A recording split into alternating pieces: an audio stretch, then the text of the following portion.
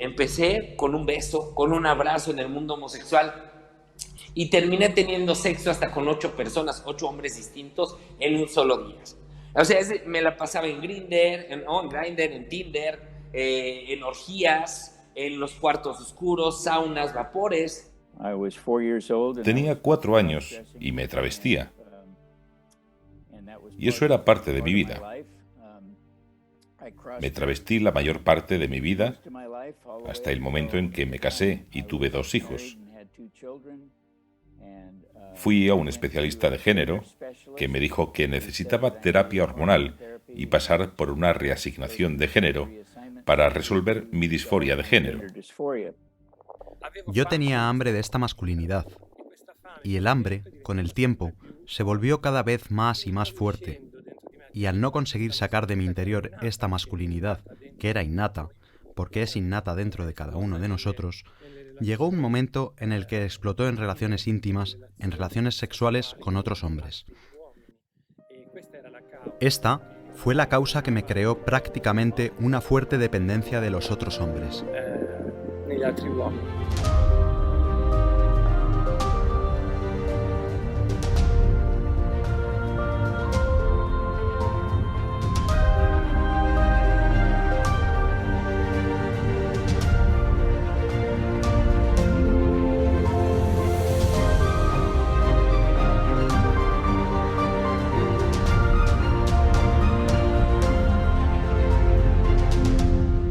Pero sobre todo, mil gracias. Mauricio Clark es un popular reportero mexicano. Ha sido presentador de famosos programas de televisión americanos durante más de 20 años. En 2013, en un informativo de máxima audiencia, declaró en directo su tendencia homosexual ante 15 millones de espectadores. Y bueno, no hubo, la verdad, periódico que no pusiera en su portada vespertina y en la portada matutina al día siguiente, ¿no? Que Televisa se abre y Televisa por fin y la homosexualidad y todo. Me hicieron entrevistas por todos lados celebrando. Es más, la empresa en su momento me ofreció en un foro de televisión casarme con quien fue mi prometido, con quien estuve a punto de casarme, y distintas compañías de estas transnacionales decían que nos iban a publicitar y a patrocinar ese matrimonio. A Walt Heyer, desde muy pequeño, su abuela le ponía un vestido púrpura cuando se quedaban a solas en casa. Esto le marcó para el resto de su vida. Las dudas sobre su identidad sexual le llevaron a los 42 años, ya casado y con 2 hijos, a realizar un proceso de transición de género y pasó a llamarse Laura Jensen. Cuando empecé a travestirme, mi abuela me reafirmaba y me decía lo guapo que estaba vestido de chica. Y esta reafirmación que damos a los chicos que se disfrazan es dañina, y creo que es cuando empiezan a una edad temprana y los padres dicen: «Oh, estás tan guapo de chica, serás una chica estupenda. Puedes vestirte y ser una chica si quieres». Pues todo eso es una mentira. Y aquí es donde empieza el daño. Luca Di Tolbe se convirtió en un famoso activista del lobby gay después de ser elegido el primer Mr. Gay de Italia.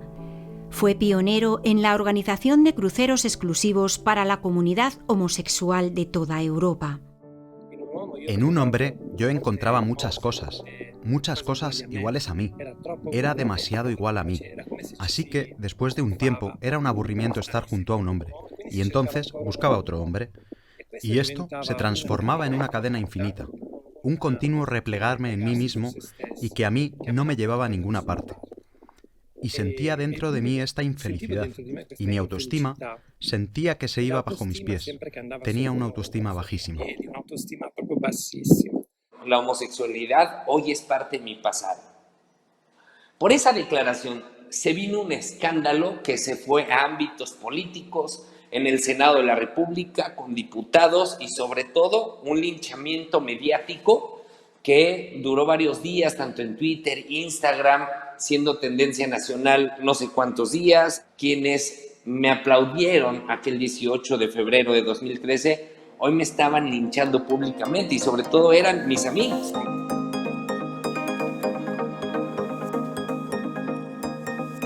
En 2019 se publicó en la revista Science el estudio genético más amplio realizado hasta hoy sobre la orientación sexual. Más de 20 investigadores de diferentes centros y países, dirigidos por el investigador de Harvard, Andrea Ganna, analizaron el genoma completo de cerca de 500.000 participantes de Estados Unidos y Europa. Después de 50 y tantos años o más de investigaciones en gemelos monocigóticos, en pruebas de análisis neuroanatómico también, para ver si hay o no hay base genética, y en estudios de carácter molecular ya con el ADN, se llega a la conclusión de que no existen factores genéticos mayores que estén determinando las tendencias homosexuales o transexuales, sino que son consecuencias del ambiente, que son caracteres adquiridos, son caracteres en los cuales pues, el individuo se hace, no nace. La conclusión de Andrea Ganna en esa publicación, que es muy importante, del año 2019, es que no existe una base genética clara, no hay un gen mayor, sino en todo caso lo que podríamos decir caracteres cuantitativos de efecto menor y muy influenciados por el ambiente. La diferencia entre homosexual y heterosexual no hay que buscarla a nivel biológico genético, hay que buscarla a nivel psíquico comportamental.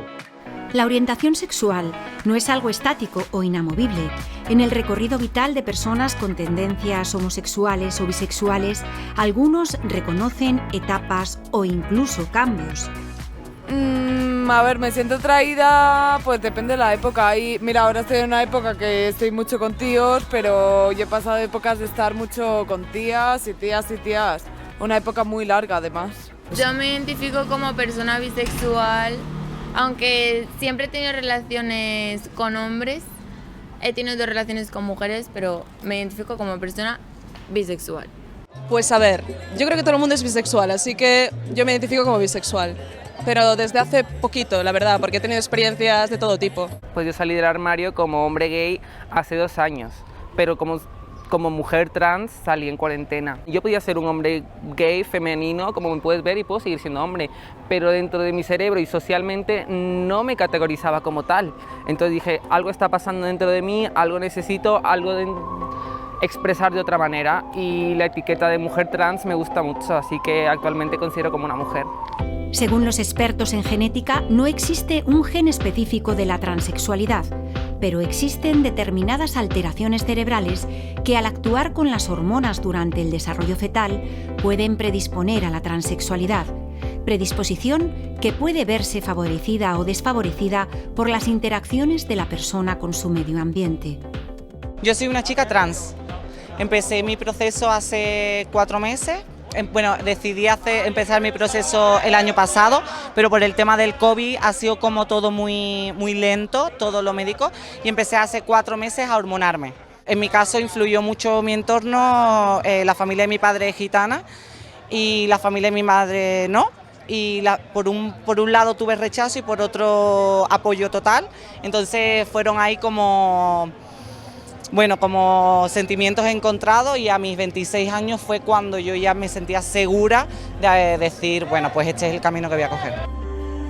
La disforia de género es la sensación de malestar que pueden sentir las personas en relación a su sexo biológico al considerar que no es el que deberían tener, ya que no se corresponde con su identidad de género. Esta discordancia puede provocar estrés, ansiedad y problemas de autoestima. La disforia, digamos, es un apartamiento o una aversión, por así decirlo, al propio sexo, ¿no? Es decir, entonces eso conlleva a que esas personas, si dan un paso más, quieran incluso cambiar de sexo, y entonces ya estaríamos entrando en la transexualidad.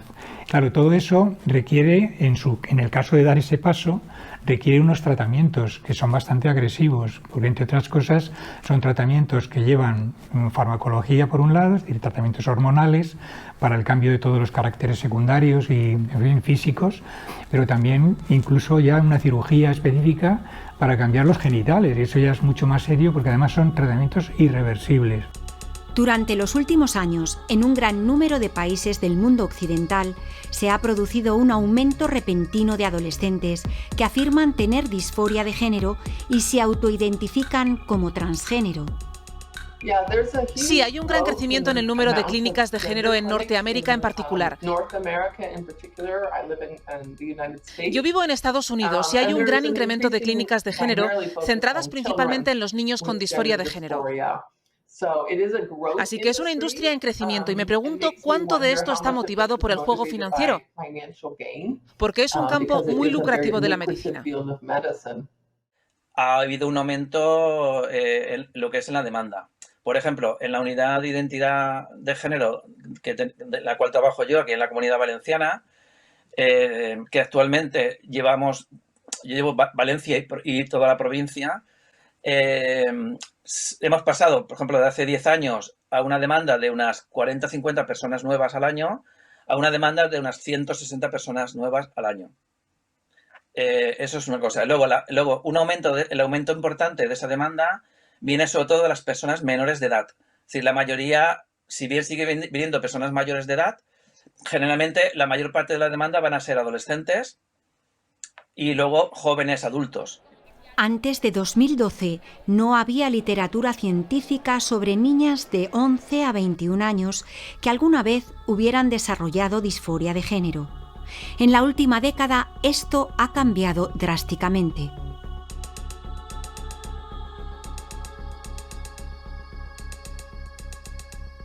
Una vez que sabemos que sabe las consecuencias y las limitaciones de los tratamientos, si está iniciando la pubertad, lo que hacemos son tratamientos de bloqueo puberal.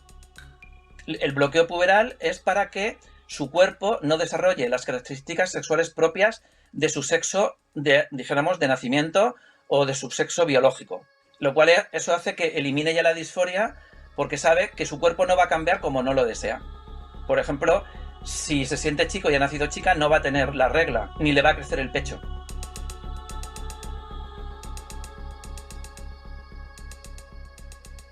Eso tiene unas consecuencias graves en su cuerpo porque disminuye mucho el crecimiento y además tienen problemas de desarrollo óseo.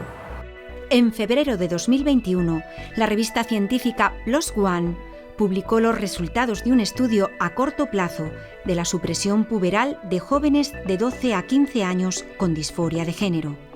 Se observó que los bloqueadores de la pubertad no alivian la angustia psicológica de género, ni hay beneficio medible.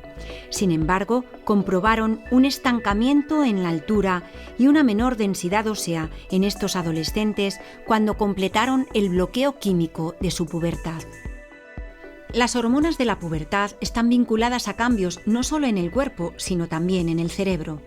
En los niños es una temeridad, no está desarrollado su cerebro y tampoco esa red de la percepción del cuerpo. Los datos afirman que el 90% de los casos cuando llegan a la adolescencia se les ha pasado, porque ya la red también se ha desarrollado suficientemente y perciben su identidad perfectamente.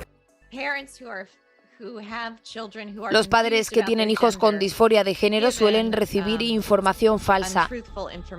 No saben qué hacer. En el caso de niños y adolescentes, son los padres quienes deben tomar decisiones sobre sus hijos bajo la premisa del consentimiento informado, que implica el conocimiento de la verdadera naturaleza de la práctica médica, sus consecuencias y las posibilidades de que su aplicación cause daños físicos y psicológicos a largo plazo. Y todo eso requiere un proceso de entrevistas con el chico, la chica y con la familia, ¿vale? Y también valoramos en la familia la información que nos suministra, porque muchas veces, si imaginemos en niños o niñas que a veces pues tampoco comunican mucho según la edad, porque a mí a veces me llegan niñas o niños de 3 años, de 4 años, de 5 años, que claro, están en una situación que no es la habitual y tienen vergüenza para hablar. Por lo tanto, la comunicación viene más de los progenitores. Cualquier niño al que se le permite la transición médica o quirúrgica es vulnerable, porque son niños. Y los niños son simplemente vulnerables. Y es un experimento porque esto es nuevo. No hemos hecho antes esto con niños. No hemos puesto a las niñas testosterona, no hemos puesto a los niños estrógenos, no hemos pausado y bloqueado la pubertad en niños pequeños. Así que no tenemos los datos para saber cuáles son los daños y los riesgos a largo plazo para los niños al hacer esto. Es un experimento porque es relativamente nuevo y no lo hemos estudiado, no tenemos la información. Si la persona ya viene con una edad donde el desarrollo de su pubertad ya ha ocurrido, ya no hay nada que bloquear. Por lo tanto, se hace lo que se llama la terapia hormonal cruzada. Vienen adolescentes o vienen personas adultas. Ahí lo que se hace es masculinizar o feminizar a la persona en lo que desea. Los efectos secundarios que provocan las hormonas, mayormente al riñón, trombosis, dolores de cabeza, gripes, mareos, náuseas, la bipolaridad, trastornos fuertes de la personalidad. Yo soy consciente de los efectos secundarios que conlleva hormonarse. Es un proceso largo, es un proceso infinito. Plan, eso nunca se acaba, toda tu vida vas a tener que estar hormonándote porque naturalmente tu cuerpo, pues si eres un hombre biológicamente, va a derivar a la testosterona. Entonces yo tengo que seguir bloqueándome esa testosterona para que los estrógenos que me estoy poniendo pues me peguen bien. Las hormonas influyen a lo largo de la vida y desde la misma gestación. Se van haciendo el cableado, el femenino o masculino en el cerebro, y luego a lo largo de la vida eso se va confirmando, y si le damos las hormonas contrarias se le crea en el cerebro una serie de problemas adicionales al que tienen de la percepción del cuerpo, que hacen a esas personas continúen con un trastorno de disforia incluso a veces más fuerte. El hecho que importa es que casi ninguna de las personas a las que se les dice que tienen disforia de género, tienen disforia de género. Lo que realmente tienen es dismorfia corporal. Tienen trastornos de adaptación social, están deprimidos, tienen ansiedad. Tienen trastornos sociales, principalmente es social. Para los jóvenes son trastornos de adaptación social. Y lo que sucede es que ahora todo este movimiento con la identificación como transgénero lo llamamos contagio social. Lo que significa es que cuando ven a un chico haciéndolo, los otros chicos empiezan a hacerlo. Así que realmente tiene muy poco que ver con la disforia de género. Así que realmente nos equivocamos al representar la disforia de género tremendamente. Por eso vemos un aumento del 200 o del 300% en las personas que se identifican con disforia de género. Realmente no la tienen. Keira Bell es una joven que en marzo de 2020 interpuso una demanda contra la clínica Tavistock del Sistema Nacional de Salud británico, en la que realizó su transición a hombre cuando era una adolescente. Fue sometida siendo menor a unos tratamientos irreversibles que no han resuelto su disforia. El Tribunal Supremo falló a favor de la joven. Como Keira, cada día salen a la luz nuevos casos de personas que se arrepienten de haber realizado el proceso de transición. Te empujarán por este camino, te darán las hormonas, harán todas las cirugías y así no se preocupan realmente por ti. Y por cierto, cuando acudí a ellos varios años después de haber pasado la cirugía y les dije, ¿saben? No creo que esto me haya ayudado realmente. Los doctores continuaron diciendo, bueno, solo necesitas darle más tiempo. Y yo dije, bueno, le di 8 años. Eso me parece mucho tiempo. Hay tratamientos que van a producir una infertilidad. Por lo tanto, eso tienen que saberlo, porque una de las posibilidades es, antes de iniciar los tratamientos con efectos irreversibles, es hacer una preservación de esperma o de óvulos, por si en un futuro desean tener hijos propios. En el caso de la niña que va a almacenar sus óvulos, se va a convertir en un hombre en su mente. Va a hacer una transición quirúrgica y médica para convertirse en un hombre y va a utilizar sus propios óvulos para tener un hijo más adelante o viceversa. Un niño pequeño que va a congelar su esperma para convertirse en una mujer y tener sus propios hijos como mujer utilizando su esperma. Creo que tampoco es prudente dejar que esos padres tomen esas decisiones por los niños. En nuestro país, el pasado mes de mayo de 2021, se produjo el primer nacimiento de un bebé gestado por una mujer que se ha sometido a un proceso de transición masculino. Rubén Castro, de 27 años, se identifica como hombre, pero su naturaleza sexuada es femenina y su aparato reproductor continúa siendo de mujer. El embarazo se produjo tras un proceso de inseminación artificial con sus propios óvulos que fueron congelados antes de iniciar el tratamiento hormonal masculino. Eso va a ser perturbador para el desarrollo psicológico del niño, el desarrollo de la identidad sexual del niño. Y es aún peor cuando estas madres, que pretenden ser hombres, ocultan a su bebé su propio sexo y se refieren a su hijo o hija como hije, dándole un género neutro.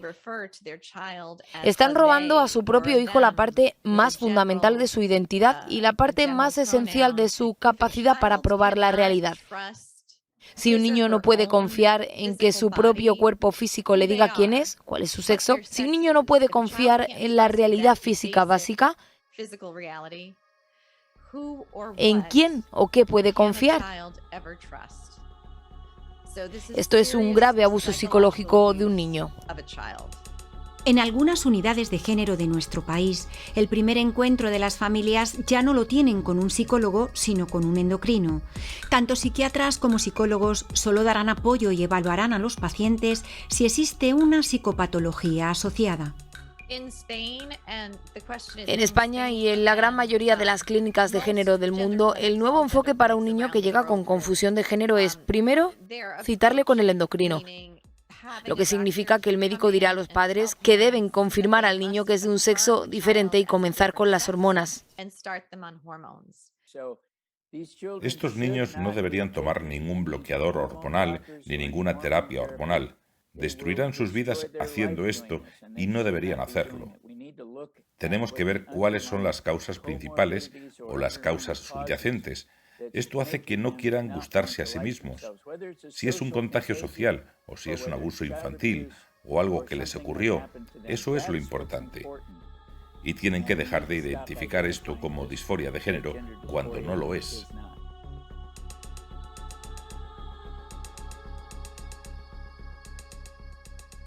Y luego hay personas que además necesitan modificaciones que solo se puede conseguir con cirugías. O bien cirugías no genitales, como por ejemplo pecho, o bien poner, que es la mamoplastia, o bien masculinizar el tórax, que sería mastectomía, o bien una cirugía de genitales donde se busca lo que es o una faloplastia o una vaginoplastia. Los genitales es una operación muy complicada. Tienes que estar en una etapa muy tranquila, que tengas tiempo para cuidarte esa operación, que se cure bien, porque es una operación muy complicada, con curas, que se te cure bien perfectamente, que no se te infecte. La prestigiosa revista norteamericana The New Atlantic, en su número 50 de 2016, publicaba los resultados más amplios y concluyentes realizados hasta la actualidad, donde se incluyen más de 500 investigaciones científicas sobre la orientación sexual y problemática transgénero. Una de las principales conclusiones explica que, en comparación con la población general, los adultos sometidos a cirugía de reasignación de sexo tienen aproximadamente 5 veces más probabilidades de intentar suicidarse. ¿Por qué la medicina y la psicología convencionales consideran que no es ético extirpar un brazo o una pierna sano si la persona dice que se considera un amputado atrapado en un cuerpo normal? La medicina y la psicología convencionales dicen: lamentamos que tengas un problema psicológico, no te vamos a mutilar.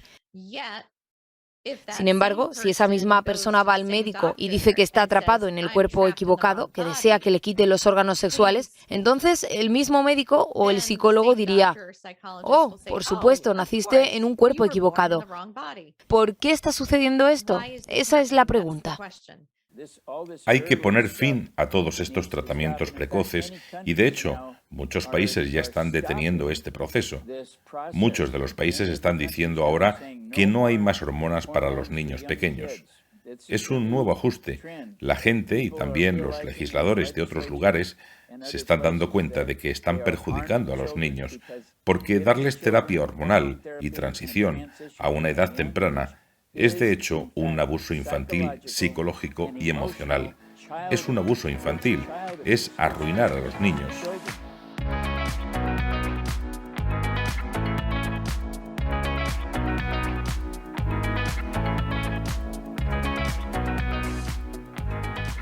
Por decirlo de alguna manera, creo que son gente un poco, los homosexuales son gente un poquito más abierta de mente, ¿no? Porque se han llegado a ese punto, ¿sabes? Pues a lo mejor sí que a veces se cierran un poco, pero yo creo que al haberse abierto a llegar a ser homosexuales, también pueden dejar abierta la puerta a volver a ser heterosexuales, ¿sabes? Pocos homosexuales pueden ser heteros. Hay más heteros que pueden ser homosexuales que homosexuales pueden ser heteros. Yo lo que pienso así. Yo pienso que una persona homosexual sí que puede llegar a lo mejor heterosexual no, pero bisexual sí, porque por lo que te digo, igual que los heterosexuales, a lo mejor la zona de confort la ha cerrado de una manera que a lo mejor el día de mañana se enamora de una chica y nunca se sabe, ¿sabes? Tengo mis días, hay veces que sí que me siento con ganas de tener una familia. Yo de hecho tengo muchas ganas, me gustaría en un futuro ser padre, o sea, me encantaría. Yo no era feliz porque, de todas formas, yo buscaba el amor, pero este amor nunca llegaba. Entré en crisis y empecé a sentirme mal. Empecé a estar mal y en el hospital me dijeron que era seropositivo y que tenía que darme prisa en tomar unos fármacos que en ese momento todavía eran experimentales, porque si no los tomaba de inmediato no viviría. Yo pensaba que eso era amor, pero en realidad solamente era darle placer a mis instintos. Y era una soledad cada vez más grande y es una espiral descendente y el efecto cada vez dura menos y cada vez se necesita más y más y más y va uno cayendo en la espiral, o sea, vas cayendo en precipicio. Es lo que sucedía. Yo la verdad jamás tomé una terapia de conversión. Hace algunos años, la homosexualidad era considerada una enfermedad mental. Para intentar sanarla, se utilizaron las llamadas terapias de conversión. Una de ellas fue la terapia aversiva, en la que se sometía a la persona a sensaciones dolorosas con estímulos vinculados a su orientación sexual. Se utilizaron métodos como el electroshock, la medicación forzada, el aislamiento y la humillación, unas prácticas ineficaces y dañinas. En la actualidad, las terapias de conversión a las personas con tendencias homosexuales, bisexuales y transexuales están prohibidas en numerosos países.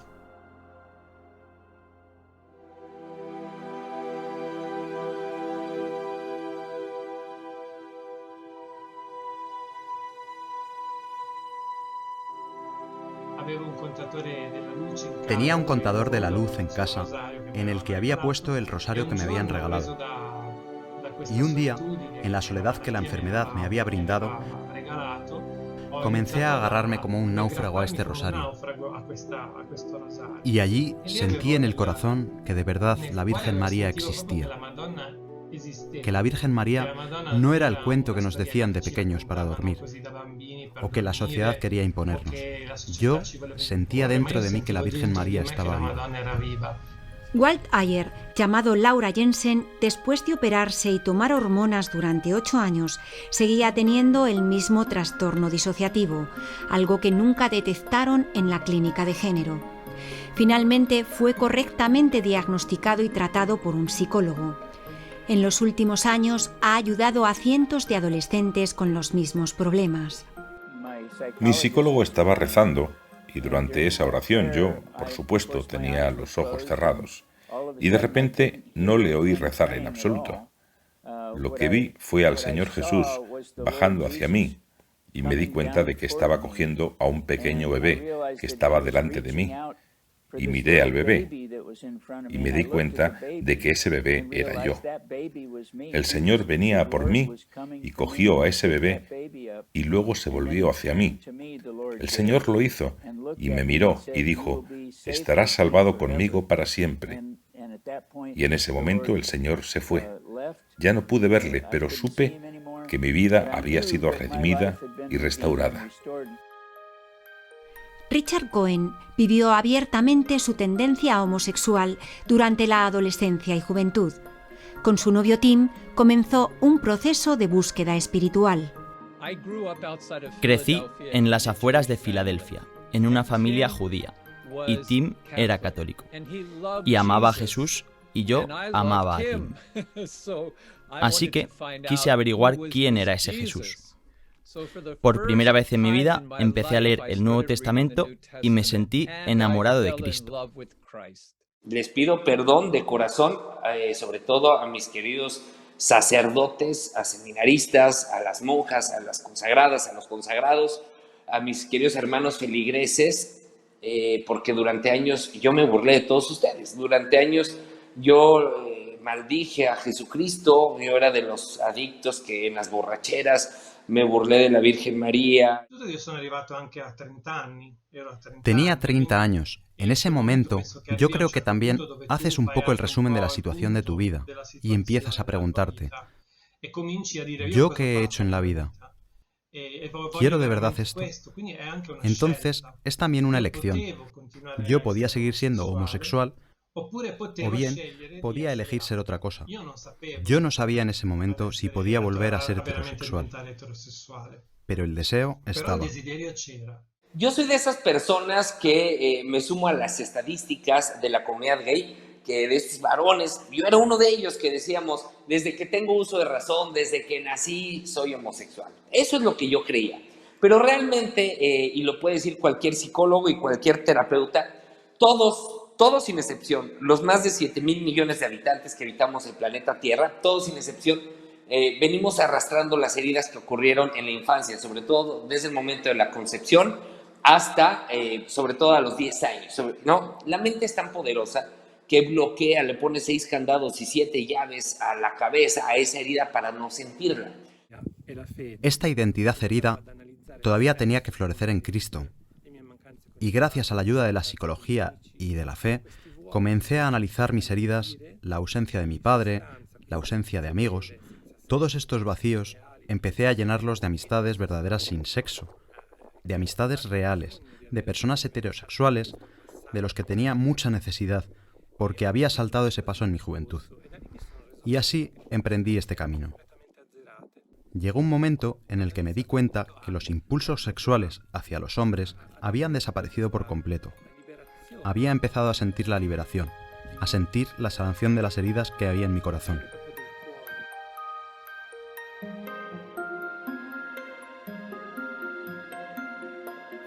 Al investigar las causas de la homosexualidad, hay que ir al plano psicológico.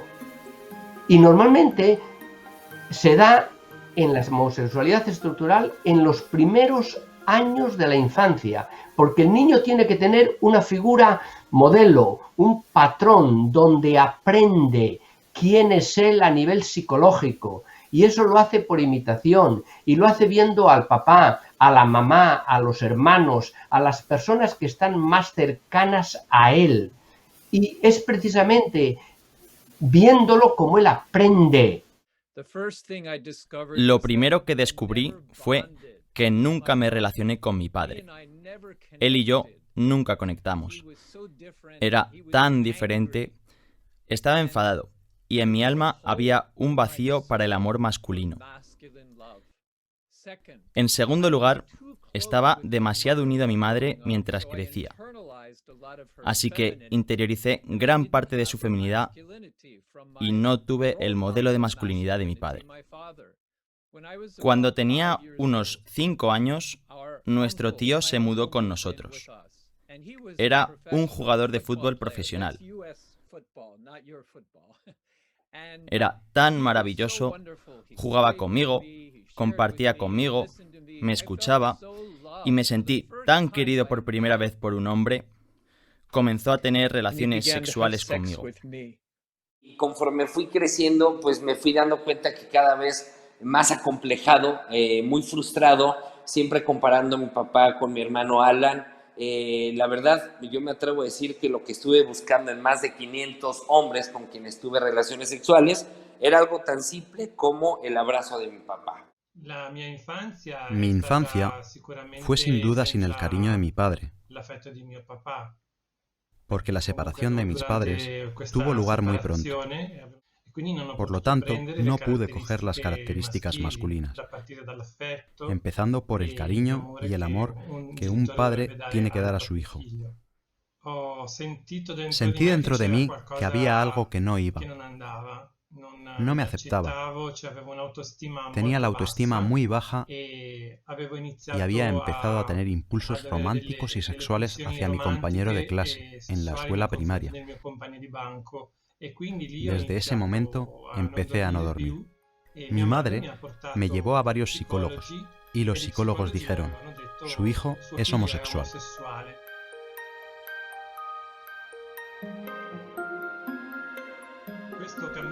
Este camino, en el que hay dos raíles paralelos, uno es la fe y el otro es la psicología, te ayuda de verdad a encarnar lo que es la masculinidad, que tu cuerpo pide y que tu mente pide. Porque nosotros hemos nacido hombres y mujeres, entonces tenemos que florecer en la masculinidad. Es un proyecto que Dios nos ha dado, que aunque puede ser un poco duro, puede hacerse. Se puede recorrer este camino. Muchos piensan que quizás hay que hacer terapia, pero no.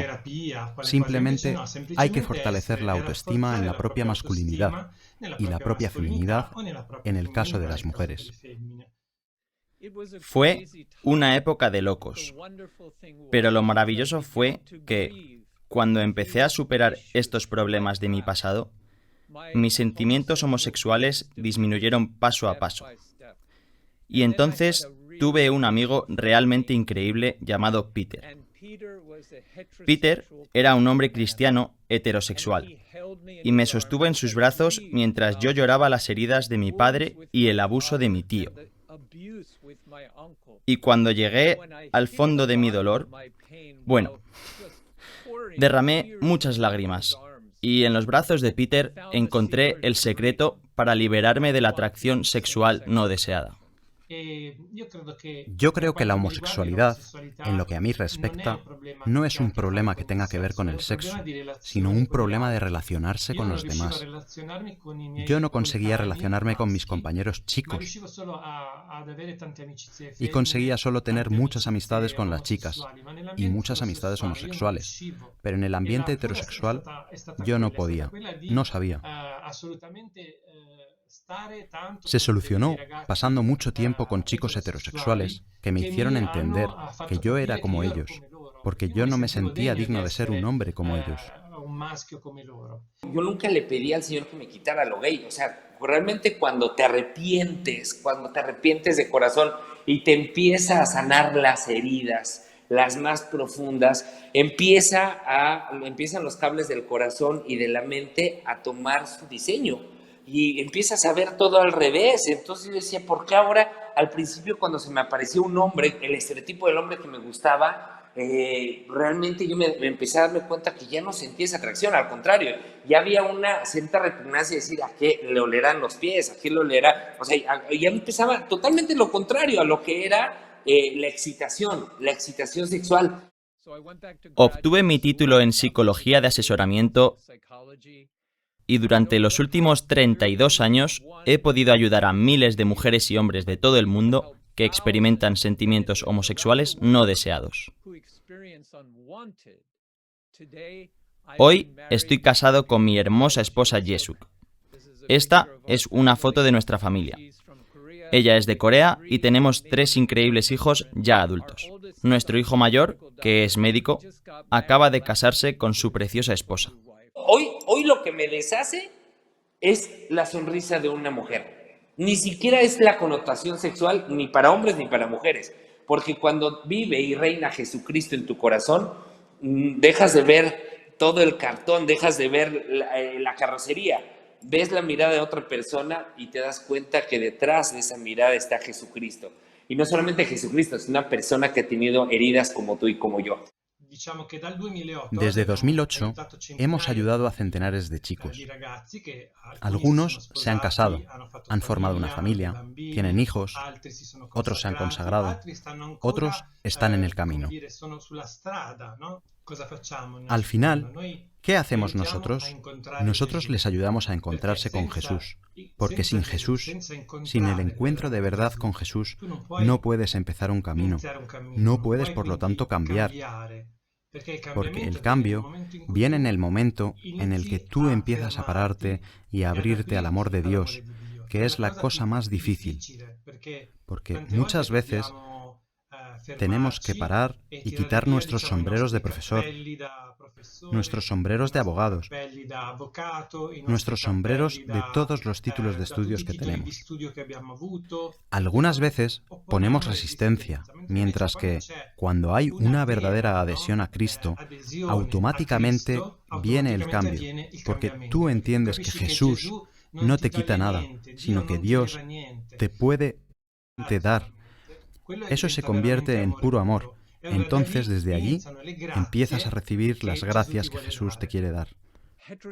Hombres heterosexuales que experimentan atracción por el mismo sexo os necesitan. Buscan amor puro. Creen que necesitan sexo, pero quieren eso, pero no es lo que realmente necesitan. Necesitan un amor masculino sano. Y las mujeres que experimentan atracción por el mismo sexo necesitan mujeres heterosexuales que las abracen para amarlas. Si les tendieran la mano como lo hicieron los hombres y las mujeres por mí, hoy estaría muerto sin ellos. No toméis bloqueadores hormonales, no toméis hormonas, no os cortéis el pecho si sois chicas, no cambiéis vuestros cuerpos, esperad a tener 22 años y haceros una buena psicoterapia, y sabed que Jesucristo os quiere tal y como sois, porque así os hizo. Los padres pueden ayudar a sus niños pequeños siempre y cuando los afirmen en el sexo que han nacido, los quieran y los enseñen que Dios y su naturaleza están en su genética, en su biología. Pueden hacer de ellos el niño especial o la niña especial que son. El mensaje que quiero dejaros es un mensaje muy profundo y muy bello. Nosotros no hemos nacido así, como nos dice la sociedad. Nosotros no hemos nacido I'm born this way. Yo no he nacido así. La genética lo ha explicado también. No se nace homosexual. Se nace con un proyecto, y el proyecto de Dios es maravilloso. Así que yo animo a todos los chicos que están en la búsqueda de la verdad a emprender este camino abierto, porque no es un camino que lleva a la soledad, sino que lleva a un amor y a una plena felicidad para todos.